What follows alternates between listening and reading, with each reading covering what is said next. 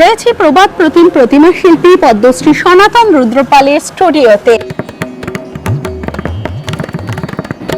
নতুন নতুন কাজ এবং নতুন নতুন এক্সপেরিমেন্ট উনি সেই সনাতনী সেই সাবেকি রূপ বজায় রেখেই করছেন। মুখ্যমন্ত্রী রাজ্যের মুখ্যমন্ত্রী চেয়েছে যে সাবেকি আনা পুজো, কিন্তু প্রতিমাকে প্রতিমার জায়গায় রাখতে হবে। মণ্ডপের ভিতর ঢুকবে তখন প্রতিমা দেখলে তাদের মন জুড়িয়ে যাবে। এটা আমি হার্ড আনসার চেষ্টা করি। ধরুন 8 কলেজে পড়া আমার দ্বারা হয়নি, আমি 8 কলেজে পড়ার দৌড় গোড়ায় পৌঁছতে পারিনি। তখন পর্যন্ত আমি কাজ করতে পারবো, ততক্ষণ পর্যন্ত তুমি উত্তর খুঁজে বের করতে পারবে না। সেইভাবে কি নারীরা সম্মান পাচ্ছে, এটা তো প্রত্যেককেই ভাবা দরকার। শেখার কোনো শেষ নেই, যতদিন বাঁচবো ততদিনই শিখবো। কিন্তু পদ্মশ্রী সম্মানের পর আমি চিন্তা করলাম যে কটা কাজ করে ভালো করবো, নাহলে করবো না।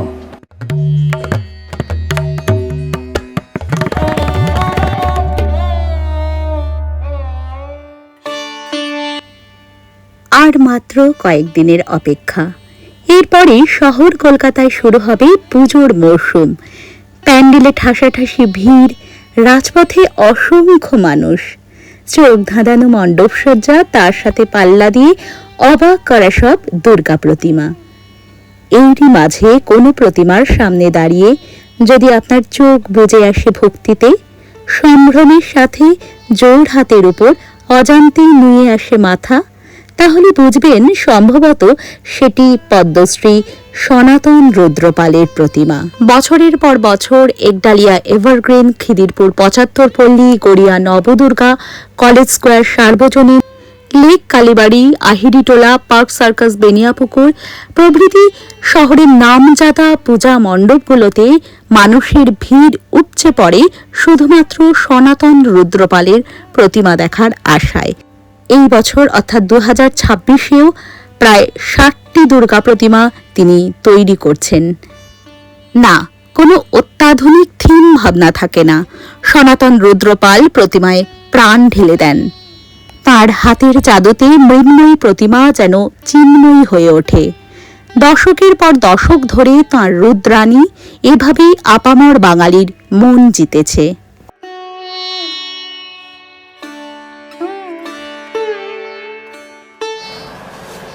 নমস্কার, আমি দেবশ্রী পান্থজন কথায় আপনাদের সকলকে স্বাগত। ফিরে এলাম নতুন একটি ভিডিও সাথে নিয়ে। রয়েছে প্রবাদ প্রতিম প্রতিমা শিল্পী পদ্মশ্রী সনাতন রুদ্রপালের স্টুডিওতে।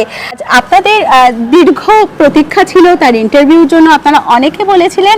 আজকে তার কাছেই যাব, কথা বলবো তার সাথে এবং জানবো তার দীর্ঘ অর্ধ শতাব্দী, প্রায় 50 বছরের এই প্রতিমা শিল্পের সাথে পথ চলার কাহিনী। সাথে থাকবেন, আমরা কথা বলে নেব শিল্পী পদ্মশ্রী সনাতন রুদ্রপালের সাথে।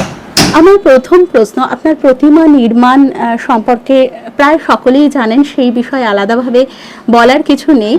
শুরু করব, এই বছর বিশেষ কিছু কি হচ্ছে? প্রত্যেক বছরই কিছুটা কিছু বিশেষ করা হয়। একরকম ভাবে করলে তো লোকে একদিন ভালো লাগবে না, একঘেয়ে লাগবে। সেটাকে একঘেয়ে যাতে না লাগে সেই জন্য আমাদের প্রতি বছরই একটা চেষ্টা থাকে কিছু কিছু ঠাকুরের নতুনত্ব দেখানো আর কি। নতুনত্ব বলতে মানে প্রতিমাকে দেবী ভাব রেখে, দেবী মুক্তির মুখের বয়ানটা রেখে আমরা যতটা পারিপার্শ্বিক চালচিত্র এবং গয়না এবং ঠাকুরের পশ্চাৎটা আমরা একটু চেষ্টা করি একটু আলাদা করে লোকের দর্শকের যাতে দৃষ্টি কাড়ে আর কি। সেইভাবে এই বছরও আমরা তৈরি করছি কিছু প্রতিমা, যাতে দর্শকদের দৃষ্টি কাড়বে এবং ভালো লাগবে। আপনার প্রতিমা নির্মাণ প্রায় অর্ধ শতাব্দী হয়ে গেছে, দীর্ঘ 50 বছরের আপনার এই পথ চলা। তো এই প্রতিমা নির্মাণে আমরা প্রত্যেক সময় দেখি আপনার সেই সাবেকি প্রতিমাই আপনি এই দীর্ঘ এত বছর ধরে নির্মাণ করে এসেছেন এবং বর্তমানে এত কিছু হচ্ছে প্রতিমা নির্মাণ নিয়ে, বহু কিছু এক্সপেরিমেন্ট হচ্ছে, নতুন নতুন প্রতিমা শিল্পী আসছেন এবং বহু কিছু হচ্ছে। তার মাঝেও প্রতিমা শিল্পে এখনো একেবারে সেরা আসনটা ধরে রেখেছেন।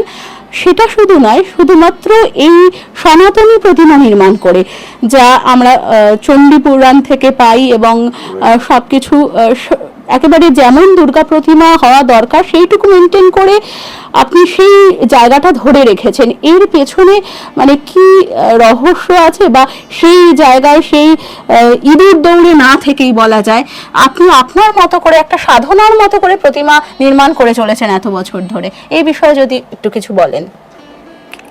প্রতিমা তো আজ 50 বছর ধরে আমরা করে আসছি আমি, এবং নানারকমভাবে পরীক্ষা নিরীক্ষা ভাবে বছর করতে করতে আজকে এই জায়গাটায় পৌঁছানো গেছে। ঠাকুরের মুখের ব্যাপারটা এবং ঠাকুরের যে চোখ, রুদ্রাণী মূর্তি আমাদের ট্র্যাডিশনাল হয়ে গেছে, যেটা লোকে যেটা ভালো বলে আর কি। এবং মোটামুটি অনেকে বলে যে আপনার ঠাকুরের নেম প্লেট লাগে না, আপনার ঠাকুরের মুখ দেখলে বুঝে নেওয়া যাবে যে এটা আপনার ঠাকুর। আর সেটা আমার একটা গৌরবের ব্যাপার। লোকে যেটা মানে ভালো বলে আমাকে, আমরা দেখেছি যে লোকে যেটা আমি তৈরি করছি, লোকে মানে অধিকাংশ লোকই ভালো বলছে। সেই কারণে আমার আর অন্যদিকে অন্য চিন্তা ভাবনা করার উচিত না। এটাকে যত আরো ডেভেলপ করা যায়, দেবী মূর্তি এবং দেবী যে ট্র্যাডিশনাল যে আমাদের ঠাকুরের পশ্চাৎগুলো, সেগুলি একটু এদিক ওদিক করে, এবং চালচিত্রের মধ্যে, গয়নার মধ্যে, ঠাকুরের ড্রেসের মধ্যে যদি আমরা একটু মানে ভালো দেখাই, কাজটা দেখাই, তাহলে প্রতি বছরই লোকে একটা নতুনত্ব লাগবে। সেই কারণে এটা আমরা বহাল রাখছি যে প্রতি বছরই আমরা একটা কিছু চিন্তা ভাবনা করে এবং নতুনত্ব একটা বের করব, এবং এবছরও সেটা বার করছি। সেটা এখন নাম বলবো না, পুজোর সময়তেই সেটা দর্শক দেখতে পাবে। সেই কারণে আমার ইচ্ছা আছে এবার যে প্রতিমাগুলো হচ্ছে, আমার এবার তো রাজ্যের মুখ্যমন্ত্রী চেয়েছে যে সাবেকিয়ানা পুজো এবং দেবী সনাতনী পুজো। তা সনাতনী নামের সঙ্গে সঙ্গে আমার নামটাও তো জড়িত, যার জন্য এটার প্রতি এত এফোর্টটা বেশি দিতে হচ্ছে, যাতে সনাতনী পুজো মানে যে সনাতন উদ্যোগের প্রতিমা শুধু একাই করে তা না, সবাই মিলে করছে। কিন্তু তার মধ্যে একটা সনাতন উদ্যোগের সনাতনী প্রতিমার একটা মাহাত্ম যাতে আলাদা কিছু লোকে বোঝে, সেটাই আমাকে প্রাণপণ চেষ্টা করতে হয়। না, আমার যেটা কথা হচ্ছে, আপনি এটা প্রমাণ করে দিয়েছেন যে মাতৃ প্রতিমাকে এক রেখে যেটুকু আপনি পরিবর্তন করেন সেটা পশ্চারের পরিবর্তন এবং মুখের বিভিন্ন অঙ্গভঙ্গির পরিবর্তন, এইটুকু, এবং তার মধ্যে যতটুকু পরিবর্তন, কিন্তু যেটা বেসিক, যেটা সাবেকিয়ানা বা এই বিষয়টা, এইটাকে অপরিবর্তিত রেখেও যে একেবারে 1 নম্বর স্থানটা, প্রধান স্থানটা অধিকার করে রাখা যায়। তথাকথিত এই থিমের প্রতিমা আসছে, এখন নানা রকম এক্সপেরিমেন্ট হচ্ছে, আর্ট কলেজের ছাত্রছাত্রীরা আসছেন, তারা কাজ করছেন, কিন্তু কোথাও গিয়ে প্রতিমা শিল্পের যে নিজস্ব ঘরানাটা আপনি বজায় রেখেছেন, যেটা আপনি নিজেই বললেন যে আপনার প্রতিমায় নেমপ্লেট লাগে না, সেই জায়গাটার এটার কি রহস্য? মানে আপনি নতুন করছেন সেটা আমি বুঝেছি, কিন্তু আপনি যে সেই ব্যাপারটা সনাতনী বেসিক, সেটা এখনো আমাদের রাজ্যের মুখ্যমন্ত্রী এই বছর বলেছে, কিন্তু আপনি তো চিরজীবন এই কাজটাই করে গিয়েছেন যতদিন প্রতিমা নির্মাণ করছেন। আমি বলি না যে নেম প্লেট লাগে না, যে দর্শক বলে এবং পুজো উদ্যোক্তারাও বলে যে তুমি যখন নেম প্লেট দাও না, দর্শকরা তো ঠাকুর দেখে বুঝে যাচ্ছে যে তোমার ঠাকুর। সেটা আমার একটা ভালো দিক আর কি। মানে আর সনাতনী প্রতিমার একটা হচ্ছে, এটা কোনোদিন বিলীন হবে না। এটা মানে আগামী দিনও গত দিনও ছিল, এখনো আছে, আগামী দিনও থাকবে। অতএব এর কোনো ক্ষয় নেই।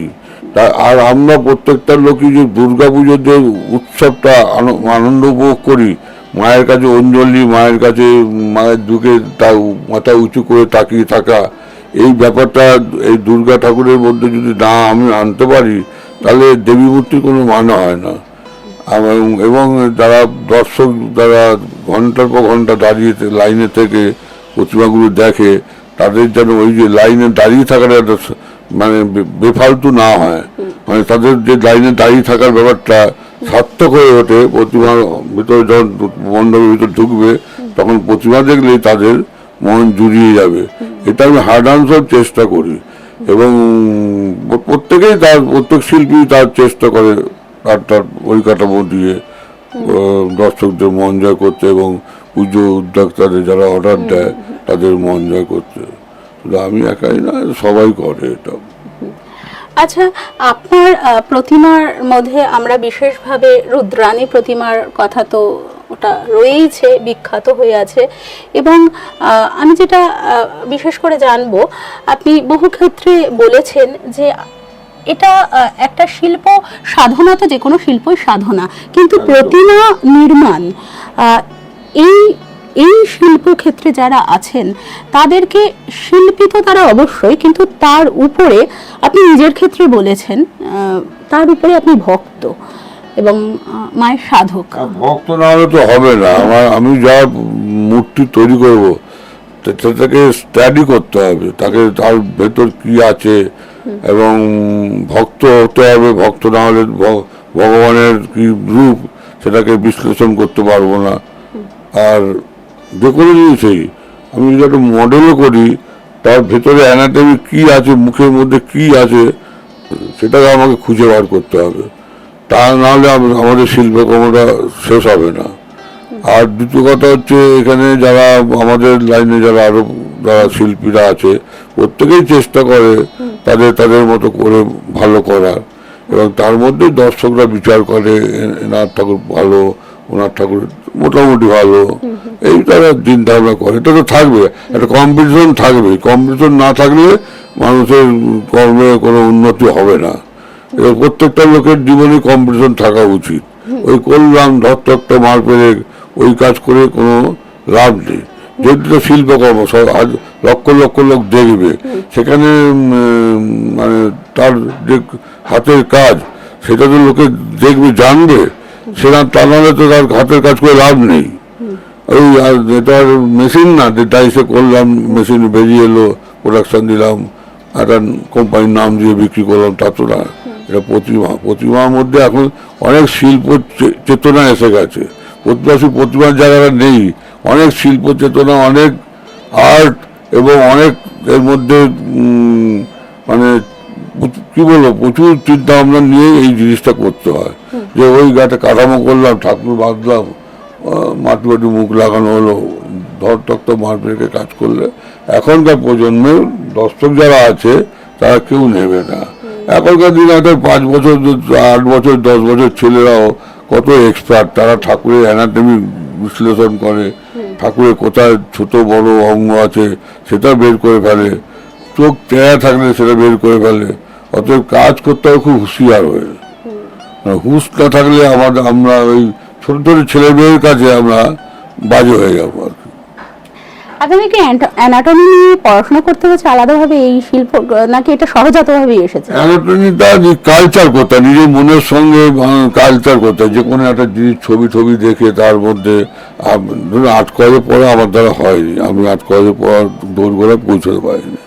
কিন্তু 8 কলেজে যে অ্যানাটমি নিয়ে পড়াশোনাগুলো করায়, হ্যাঁ, সেইগুলি যে 8 কলেজে না পড়লেও আমাদের আগে বহু একজন জিপাল, ভাস্কর জিপালের নাম শুনেছেন, উনি 8 কলেজে পড়েননি। কিন্তু উনি যা একটা এখন ওনার যা স্টুডিও থেকে যা মডেল বের হচ্ছে, হ্যাঁ, উনি এখনকার অনেক 8 কলেজে পড়া শিল্পীরাই পারবে না। এখন তো 8 কলেজে পড়া শিল্পীরা ম্যাক্সিমাম প্যান্ডেলের কাজে এইসব কাজে তার ঢুকে যাচ্ছে। কারণ কাজের জায়গা কোথায়, তার জন্য এই লাইনে আসছে। তাই এই লাইনে একটুখানি পরিবর্তন হচ্ছে, ওরাও সহযোগিতা করছে, আমরাও সহযোগিতা করছি, করে একটা নতুন জিনিস তৈরি হচ্ছে আগামী দিনে। কিন্তু প্রতিমাকে প্রতিমার জায়গায় রাখতে হবে। আমি প্যান্ডেল যাই করি না কেন, এটা বর্তমান রাজ্য সরকার থেকেও বলে দিয়েছে, প্যান্ডেল যাই হোক ঠাকুরকে ঠাকুরের জায়গায় রাখতে হবে, মাকে মায়ের জায়গায়। সবারই জীবনে একটা আইডল থাকে, হ্যাঁ, তাকে দেখে ইন্সপিরেশন পায়। আপনার জীবনে আইডল হিসেবে আপনি কাকে দেখতে পান? আমার যারা আইডল ছিল তারা তো গত হয়ে গেছেন।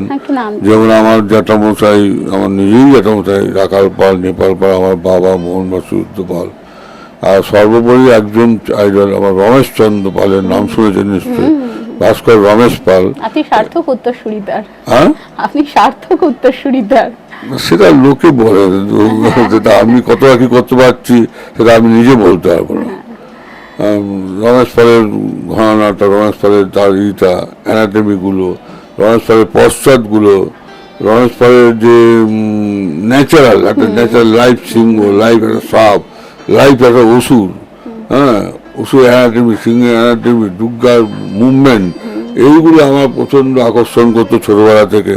আমি মনের মধ্যে ওই সব ব্যাপারগুলো প্লাস আমাদের জ্যাঠামশাই বাবা যেটা করেছে সেগুলো তো পাঞ্চ করেই আমার তৈরি।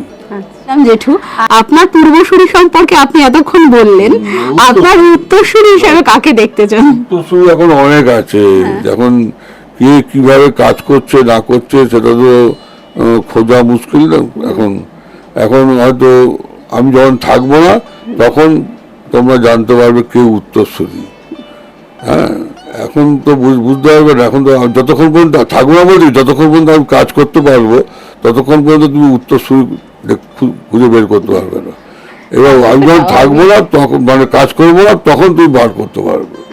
অথবা আমি কাউকে বলতে পারবো না যে এই লোকটা আমার উত্তরসূরি, এই লোকটা আমার। হ্যাঁ, আমরা দেখতে পাই আপনার শারীরিক দিকে অনেক সময় আপনার শরীর ভালো থাকে না, তার মধ্যেও আপনি নিরলসভাবে প্রত্যেক বছর আমরা যখন আসি দেখি আপনি সেই অধ্যাবসায়ের সঙ্গে এই চেয়ারে বসে আপনি কাজ করে যাচ্ছেন। কোনো সময় আপনাকে যদি বলা হয় যে এত বছর তো হলো, এখন আর আর্থিক দিক চিন্তা করে সেরকমভাবে হয়তো আপনি আর প্রতিমা নির্মাণ করেন না, সেটাই স্বাভাবিক, দীর্ঘ 50 বছরের আপনার জার্নি, তো এটা কেন? মানে কোনো একদিন যদি আপনার মনে হয় এই বছর থেকে আমি একটু অবকাশ নিতে চাই, এবং আপনি হয়তো এলেন না এই স্টুডিওতে, বাড়িতে বসে আপনি কি করতে চান এবং আপনার কিরকম বোধ হবে, এটা আমাদের জানতে খুব ইচ্ছা করে। অবকাশ করার মতো, বসার মতো বসে থাকতে পারবো না আমি। আমাকে বাড়িতে থেকে কারখানা আসতে হবে, প্রতিদিন যদি কারখানায় না আসি, স্টুডিওতে না আসি, তাহলে মনে হবে যে কি জানো কোথায় যায়নি, কতদিন কারখানায় স্টুডিওতে আসেনি। এটা একটা নেশার মতো। এই নেশাটা কেটে যাবে, আর 2-1 বছর মধ্যে কেটে যাবে। কেন, শরীরও আস্তে আস্তে একটু খারাপ বয়স যেমন হয় আর কি, চলার গতি ফতি সব কমে যাচ্ছে, তো অতএব আর 2-1 বছর মধ্যে আমার মনে হয় কেমে। আর যদি 2-1 বছর বেশি করতে পারি, সেটা ঈশ্বর ভগবানের দান মনে করবো। ঠিক আছে, 70 বছর বয়স হয়ে গেল, এবার যদি আর ক বছর, 2 বছর 3 বছর, হ্যাঁ, খুব জোরে 75 করুন, ভগবান যদি শরীরটা সুস্থ রাখে। জেঠু, জয়ন্তী আর্ট মিউজিয়াম আপনার এই নাম, প্রতিষ্ঠানটার নাম, তো এই বিষয়ে কিছু বলুন, কে জয়ন্তী? দর্শকদের বলুন। জয়ন্তী আমার মেয়ের নাম।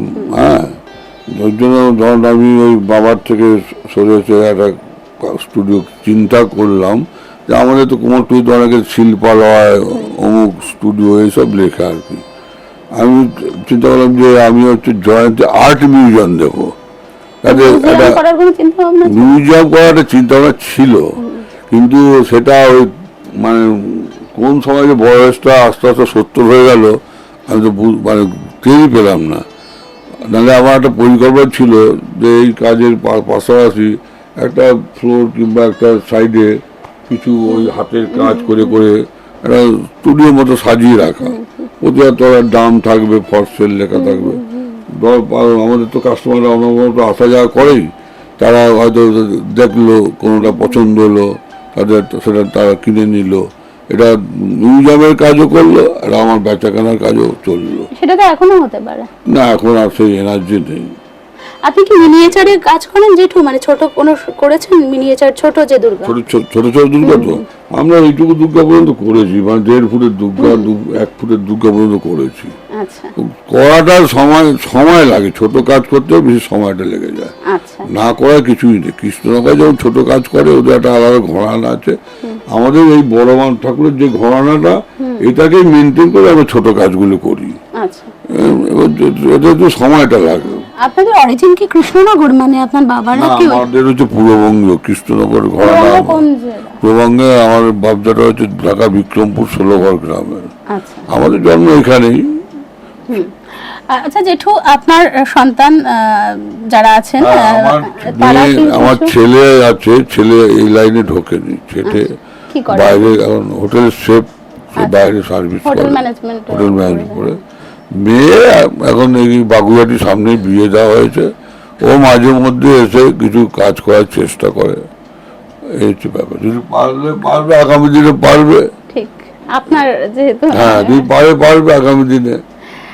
আপনি মেয়ের নামে স্টুডিও করেছেন, আর নারী নিয়ে আপনার মাতৃ যে প্রতিমা, এই নিয়ে আপনার কাজ। বলা হয় প্রত্যেক সফল পুরুষের পেছনে একজন নারী থাকেন। আপনার ক্ষেত্রে সেটা আপনার মা, স্ত্রী, মেয়ে, কে, মানে আপনি এরকম কাউকে দেখতে পান? মেয়ে তো ইদানিং আমার স্ত্রী আমার সঙ্গে যথেষ্ট সহযোগিতা করেছে, কারণ আপনি এবং- সারাদিন ব্যস্ত হ্যাঁ, থাকেন। এই ওদের ওনার কথা একটু আগে বলুন। ধরুন আমার স্ত্রী এই যে বড় বাজার থেকে কাপড় গয়না, কৃষ্ণ থেকে গয়নাও এনেছে, গাড়ি করে নিয়ে গিয়ে গয়না তুলে এনেছে গয়নাওয়ালাদের কাছ থেকে। তারপরে দুবেলা কারখানা এসে একটু টল মেরেছে, করেছে আগে। এখন শরীর ভারী হয়ে গেছে, নানা রকম রোগ ব্যাধি চলে এসছে, এখন আর আসতেও পারে না, এখন আর সেই চিন্তা ভাবনা করিও না। মানে প্রতিমা নির্মাণের ক্ষেত্রে মানে এই যে এরকম একটা সাধনা সারাদিন যার মধ্যে থাকতে হয়, আর আপনার তো শুধু দুর্গা প্রতিমা না, সারা বছরই কালী প্রতিমা, সরস্বতী, মনসা, সারা বছরই। তো আপনি একবারে সম্পূর্ণ সহযোগিতা স্ত্রীর কাছ থেকে পেয়েছেন? হ্যাঁ পেয়েছি, আচ্ছা, পেয়েছি, এখনো করে যাচ্ছে। নারীর ক্ষেত্রে আপনি কি যেহেতু আপনার মা নিয়ে কাজ, মাতৃ প্রতিমা নিয়ে কাজ, এবং নারীকে আপনি সেই হিসেবেই মায়ের স্থান দিয়ে দেখেছেন, আপনি সমাজে এখন নারী নিয়ে অনেকে নারীর সমান অধিকার এই সমস্ত বিষয় নিয়ে তো খুব কথা বলে, আপনি কি মনে করেন নারীর সমাজে সমান অধিকার, অগ্রাধিকার কোনটা থাকা দরকার? শোন, আমরা তো সাধারণ লোক, এমনি শিল্পী হতে পারি, হ্যাঁ, সাধারণ আপনার লোক, ভিউটা বলুন। মানে কিন্তু ঘটনাতে আমরা যখন নারী নিয়ে অনেক রকম বক্তব্য করি, যারা বক্তারা বক্তব্য রাখে, সেইভাবে কি নারীরা সম্মান পাচ্ছে? এটা তো প্রত্যেককেই ভাবা দরকার। সেইভাবে সম্মান পাচ্ছে না। আর নারী নিয়ে একটা দুশ্চিন্তা সমাজের মধ্যে কিছু কিছু লোকের মধ্যে রয়েই যাচ্ছে, যে এই রাত্রিবেলা একা বেরিও না, মানে তাড়াতাড়ি ঘরে চলে এসো, এই একটা গার্জেনদের একটা দুশ্চিন্তা থাকছে। এই দুশ্চিন্তাটা যেদিনকে থাকবে না, সেদিনকে ভাববো যে নারী পুরুষ সমান সমান। মানে আপনি সেটা চান? আপনি চাই, সেই দিনটা প্রত্যেকেই চাই, সেই দিনটা প্রত্যেকেই, আমরা মা বাবা প্রত্যেকেই, ভাই বোন মেয়ে সব প্রত্যেকেই আছে, প্রত্যেকে সম্মান না দেওয়ার কি আছে? আমি একটা একটু অন্যরকম কথা জানতে চাইবো, সেটা হচ্ছে আপনি তো আপনার ভক্তি ভাব আপনাকে বলতে হয় না, আপনার মধ্যে আপনি প্রতিমার যখন চোখ দেন তার আগে দেবী মূর্তিকে প্রণাম করেন, এবং কোথাও যেন আপনাকে আপনার প্রতিমা দেখলেই বোঝা যায় যে কতটা ভক্তি, কতটা আবেগ দিয়ে আপনি সেই প্রতিমাকে নির্মাণ করেছেন। আমি হয় মানে একদমই ঠিক, দর্শকরা যখন বা ভক্তেরা, মায়ের ভক্তেরা যখন মাকে দেখেন, তখন সত্যি বলে দিতে হয় না কাউকে যে এটা আপনি তৈরি করেছেন। আচ্ছা, আমার একটা বিষয় সবসময় জানতে ইচ্ছা করে আপনার এই প্রতিমাকে দেখে, আমি যখন আপনার প্রতিমাকে প্যান্ডেলে দেখতে যাই, আপনি কি কোনোদিন এই রুদ্রাণী মূর্তি যে তৈরি করার পেছনে আপনি আর কি কোনোদিন কোনো ঐশ্বরিক দর্শন বা কোনো অনুভূতি হয়েছে মায়ের? এই এত বছর ধরে যে মাকে নিয়েই আপনি আছেন, একটু একটু বলুন। মাকে নিয়ে আমি নিজে নিয়েই কল্পনা করি, কিন্তু মায়ের কোনো স্বপ্ন, মাকে স্বপ্নে দেখা, এই সমস্ত কোনোদিন আমার মানে আপনার কল্পনা থেকে মায়ের কল্পনা যা কিছু কল্পনাতে, মায়ের এই সার্থক রূপ ফুটিয়ে তোলা কল্পনা থেকে যেটা নিজে কালচার করতে হয়। মায়ের এই যে আমরা চোখ মুখগুলো করি, চোখগুলো কি, চোখের আইবলটা, সেটিংটা, দুর্গার পশ্চাৎটা, ওষুধ কোন জায়গায় আছে দেখে, যে ওষুধের সঙ্গে আইবলের মিল হচ্ছে কিনা, এইগুলো নিয়ে একটা কালচার করতে হয়। সেই কালচারটা সবাইকে, এখন তো মার্কেটে চোখ দেওয়ার লোক তো এমনি আছেই, তারা যত তাড়াতাড়ি পারবে চোখ দিয়ে তাদের পয়সার কোটাটা একটু বাড়ায়, কিন্তু কালচারটা খুব কম আছে। হ্যাঁ, কালচারটা প্রত্যেকের করা উচিত, প্রত্যেকটা শিল্পী কিন্তু করা উচিত, তাহলে দুর্গার যে আসল ইটা হয় না। এবং আমি এটা মোটামুটি আজ বলেই ফেলছি, এটা কিন্তু এই আমাদের যে বর্তমান যুগে টিভি চ্যানেলগুলো হচ্ছে না, টিভি চ্যানেলে হচ্ছে এটা দেখে এইগুলো, এই যে চোখের মারপ্যাচ গুলো আই বলে মারপ্যাচ গুলো টিভি দেখে ওর মধ্যে আমাকেও কালচার করতে হয় যে এইভাবে মুভমেন্ট হলে এ তো শিক্ষার কোনো তো শেষ নেই, যেটা তো টিভি একদম- চ্যানেলটা কিন্তু একটু শিক্ষা দিয়েছে আমাকে, হ্যাঁ। এই চোখের ব্যাপারটা খানিকটা শিক্ষা দিয়েছে। শিল্প কখনো থেমে থাকে না। না। আপনার এই বিষয় দেখে তো বোঝা যায় যে আপনি এখনো পর্যন্ত বলছেন আপনি দেখে শিখছেন। হ্যাঁ শিখছি, শেখার কোনো শেষ নেই, যতদিন বাঁচবো ততদিনই শিখবো। আচ্ছা, আরেকটা প্রশ্ন, সেটা হচ্ছে আপনার রানার, আপনি যে ব্রোঞ্জের কাজও করেন, রানার। এটা এই সম্বন্ধে একটু বলুন, কারণ এটা তো অনেকেই হয়তো আপনার শুধু প্রতিমার বিষয়টি জানেন, এটা পোস্ট অফিসে আমাদের ডাক বিভাগে আছে, একটু বলুন। কিন্তু আমরা বোন প্লাস্টার এবং ফাইবারের গ্লাসের কাজ, তারপরে পাথরের কাজ, পাথরের একটা হাব্বাস উত্তম কুমারও করেছিলেন, উত্তম কুমারের বাড়ির পাশে আচ্ছা। যে মাঠটা এখন উত্তম উদ্যান নাম দিয়েছে, জানি না মূর্তিটা আছে কিনা, অনেক বছর আগে করেছিলাম। রানার মূর্তি করেছিলাম, তারপরে কয়েকজনের বাবার হাব্বাস মূর্তি করেছিলাম, কিছু কিছু টুকটাক মূর্তি এখনো ওই সুব্রত মুখার্জির মূর্তিটা ফাইবারে, ওনার যে ক্লাব হাউসটা আছে আজ মানে আপনার হচ্ছে একডালিয়া এভারগ্রিন ক্লাব, একডালিয়া। একডালিয়া ক্লাবের মধ্যে সুব্রত মুখার্জি যে চেয়ারটা বসতো তার পাশেই স্ট্যান্ড করে একটা আপনি যথেষ্ট সম্মানও করেন ওনাকে, সবসময় বলেন ওনার কথা। উনি না, উনি খুব ভালো লোক ছিল। উনি যে একটা বড় মাপের লোক হয়েও এই প্রতিমার ব্যাপারে যদি যা এতটা আগ্রহ দেখাতো, ও ভাবা যায় না। অন্য অন্য হয়তো নেতারা, তাদের লোকজন আছে, পাহাড় লোকজন, তাদের উপর দায়িত্ব দিয়ে সে নামে পড়তুলো, নাম থাকবে শুধু করে, কিন্তু উনি পুজোটা পুরো সত্যিকার উনি পুজোটা ভালোবাসত। এবং শুধু ঠাকুর না, প্যান্ডেল দিয়েও তার চিন্তা ভাবনা করে তারপর সে অর্ডার গুলোকে বলতো, তো কথা বলে নে, মানে যারা তার রোজ কাছে থাকতো আর কি। বর্তমান কুমোরটুলির অবস্থান একটু যদি কিছু বলেন। আমি কুমোরটুলির অবস্থা নিয়ে কিছু বলতে পারবো না। মানে বর্তমানে কি সেই আগের কুমোরটুলির ধারা ঐতিহ্য বজায় আছে? মানে আপনার সেটা তোমরা চিন্তা ভাবনা করবে, ভাববে, দর্শক আছে, তারা কাস্টমাররা আছে, তারা, আমি কুমোরটুলি সম্বন্ধে কোনো একটা কথাই বলতে পারবো না। আচ্ছা, আপনি আপনার আগামীর যে শিল্পী যারা এই শিল্প সাধনা করবেন, এবং কারণ তাদের তো অবশ্যই আপনি আইডল হবেন, এবং আপনাকে দেখে যারা কাজ করবে বা এমনি কাজ করবে, তাদের সঙ্গে আপনি কি বলতে চান তাদের জন্য একটু বলুন। তাদের সঙ্গে একটাই কথা বলতে চাই, এখন বর্তমান দিনে কিছু শিল্পী নতুন নতুন উঠছে, তারা এই ম্যাক্সিমাম হচ্ছে কিছু গঙ্গার ঘাট থেকে মুখ চুরি করে নিয়ে তারা, না, সেটা আপনার ক্ষেত্রে হয়, পড়তে না পড়তেই আপনার ডাইস। মুখ চুরি করে নিচ্ছে, লোকে দেখলেই বোঝা যায়। হ্যাঁ, কিন্তু তারা যদি তাদের অনুকরণ করো, মানে একটা মুখ দেখে কি ছবি দেখে তুমি ওরকমভাবে মুখটা তৈরি করো, তাহলে বুঝবো যে হ্যাঁ তার হাতে কাজ আছে, সেটা কাজের হবে।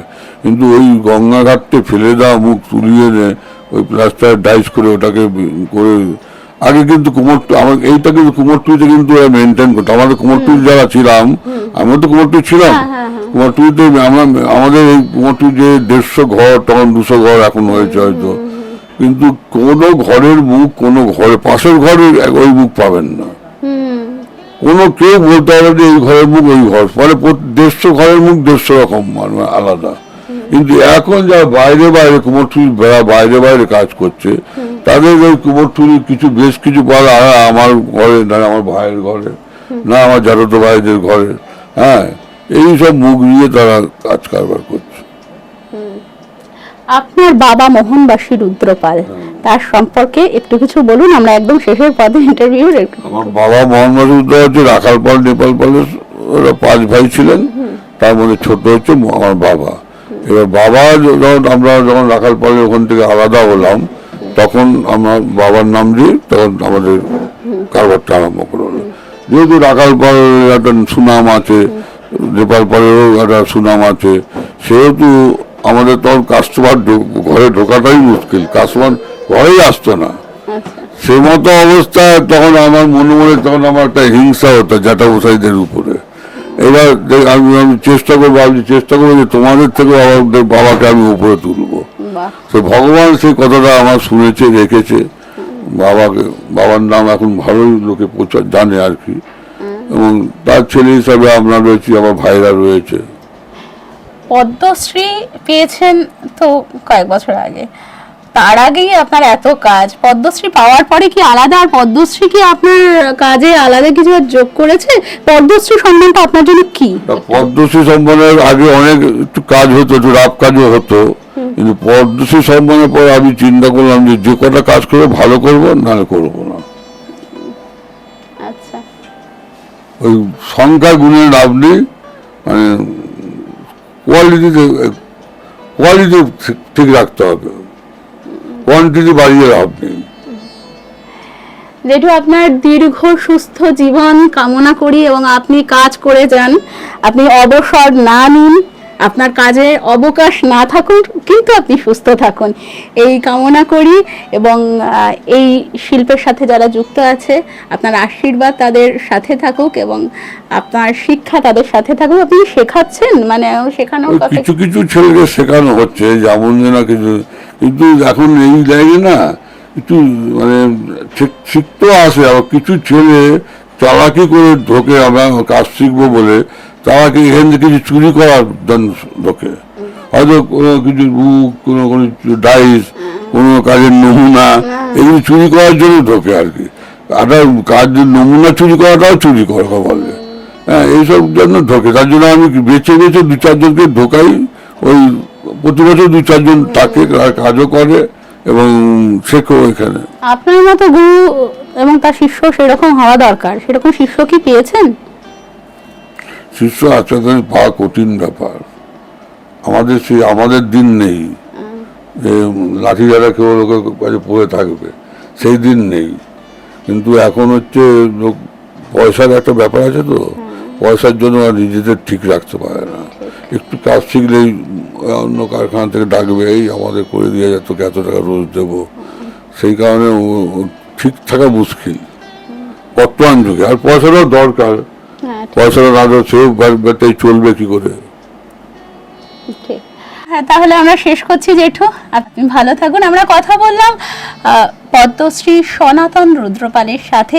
আশা করি তার কথা আপনাদের ভালো লেগেছে এবং তার শিল্প তো আপনাদের আলাদাভাবে বলার কিছু নেই। এই বছরও আমরা তার সেই অপূর্ব প্রতিমাগুলো দেখতে পাবো এবং আরও কিছু নতুন নতুন কাজ এবং নতুন নতুন এক্সপেরিমেন্ট উনি সেই সনাতনী, সেই সাবেকি রূপ বজায় রেখেই করছেন। কি করছেন সেটা আমরা দেখার জন্য উদ্গ্রীব হয়ে আছি, সাথে থাকবেন।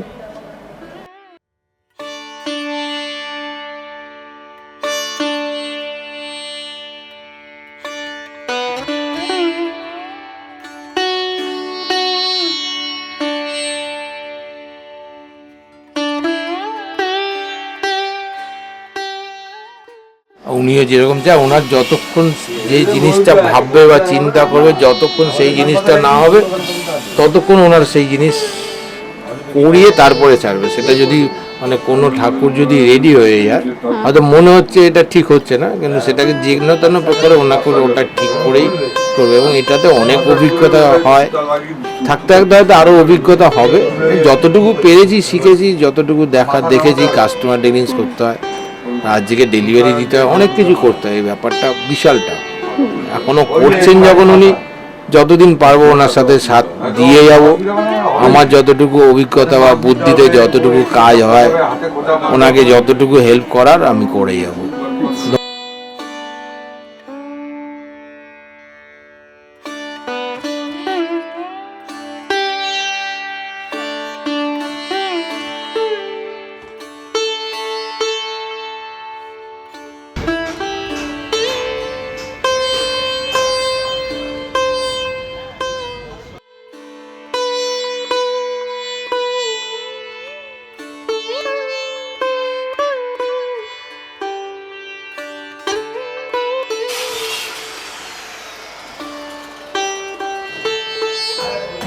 বিশাল একটি স্টুডিও, 3 তলা পর্যন্ত আছে, এরপরে আরো 2টি তলা আছে এবং কাজ করছেন সহকারী শিল্পীরা।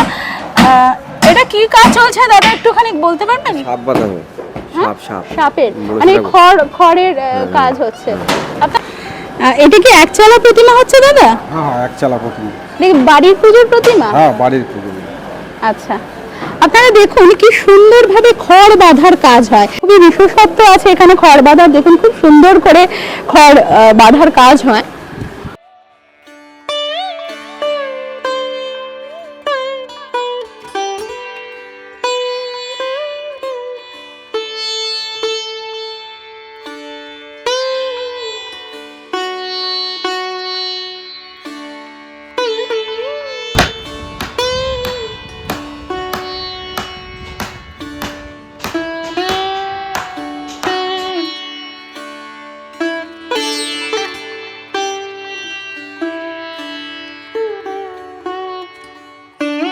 করছেন। মোটামুটি কতজন এখানে কাজ করে পুরো স্টুডিওতে? 50 জন।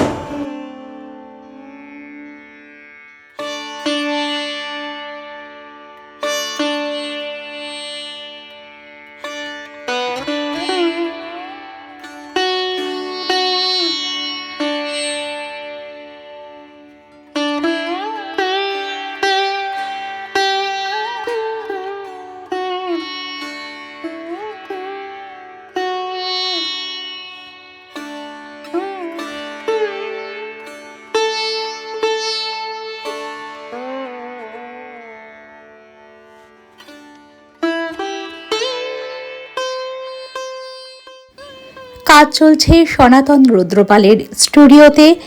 এখনো সেভাবে রঙের কাজ শুরু হয়নি, মাটির প্রলেপ দেওয়া সম্পূর্ণ হয়েছে। এবার মাটি শুকালে ধীরে ধীরে রঙের কাজ শুরু হবে, তারপর চোখ মুখ দেওয়ার কাজ হবে। এবং উনি কিন্তু এই বিশাল বড় প্রতিমাগুলোতে এখনো নিজের হাতেই চোখ দেন। আর দেখতে পাচ্ছেন কি বড় এই স্টুডিও, 3 তলা স্টুডিও। দুর্গার সাথে সাথে শুরু হয়ে গিয়েছে কালী প্রতিমা নির্মাণের কাজও, এবং তার সাথে সরস্বতী প্রতিমাও কিন্তু শুরু হয়ে গিয়েছে। এই বছরও অর্থাৎ 2026 সালেও প্রায় 60টি প্রতিমা তিনি নির্মাণ করছেন। তার বেশ বয়সও হয়েছে, এর আগে আরও বেশি প্রতিমা নির্মাণ হতো।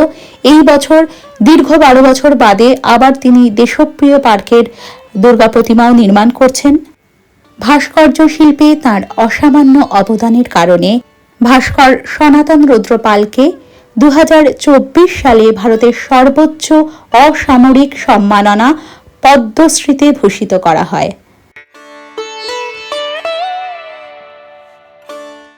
আমরা কিছুটা তার সাথে কথাবার্তা বললাম। খুবই ব্যস্ত তিনি। আগামীতে এই দুর্গা প্রতিমা আরও কিছুটা কাজ এগিয়ে এলে বা প্রায় সম্পূর্ণ শেষের পথে যখন প্রতিমাগুলো হয়ে যাবে, তখন চেষ্টা করব আরেকবার তার স্টুডিওতে আসার। কথা বলবো 2026-এর প্রতিমার সম্পর্কে এবং দেখাবো সেই প্রতিমার ঝলক। সাথে থাকবেন পান্থজন কথার। আর আপনাদের যদি কোনো প্রশ্ন থাকে যেটি পরের বার এসে আমি সনাতন জেঠুর সামনে রাখতে পারি, তাহলে অবশ্যই সেই প্রশ্নগুলো আমাকে কমেন্ট বক্সে লিখে জানাবেন। আপনাদের প্রশ্ন আমি সযত্নে রাখবো এবং পরবর্তীতে যখন তার সাথে আবার কথা বলবো, সেই প্রশ্নগুলোর উত্তর জেনে নেওয়ার চেষ্টা করব।